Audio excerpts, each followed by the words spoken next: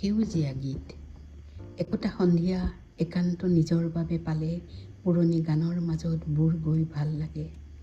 জ্যোতি, বিষ্ণু, পাৰ্বতী, জগজিৎ, চিত্ৰা সকলো আহে। সময়কে তেতিয়া মই মুকলি কৰি দিওঁ। প্ৰতিটো কণ্ঠই চোৰাঘৰৰ পৰ্দাত ঠেলাঠেলি কৰে। নিজান জুহাল শাকনি ফুলনি পাৰ হৈ দেউদি ফুৰে। মিঠা মাত এটা ৰিণিকি ৰিণিকি আজিও শুনা যেন লাগে। হয়, তাইৰ কণ্ঠেৰে সকলো শিল্পীয়ে মোৰ চোৰাঘৰলৈ বাট বনাইছিল তেনে এটা দিনতে।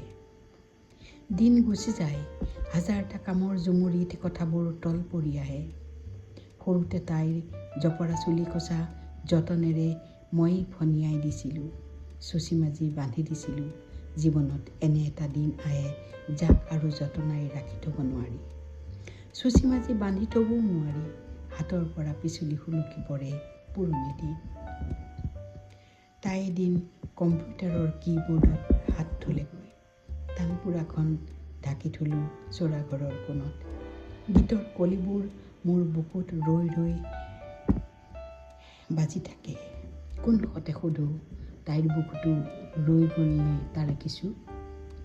মেইল খুলিলে দেখোঁ মনিটৰৰ পৰ্দাত আখৰবোৰে উচপি উঠে। মা, তুমি দিয়া পাঠেৰে মোৰ ভিতৰত সপোন এটা উকমুকাই আছে আজিও। জীৱন দৌৰত ভাগৰি পৰিলে থমকি ৰৈ উভতি চাওঁ ভবামতে ঘটনাবোৰ ঘটি থকা হ'লে।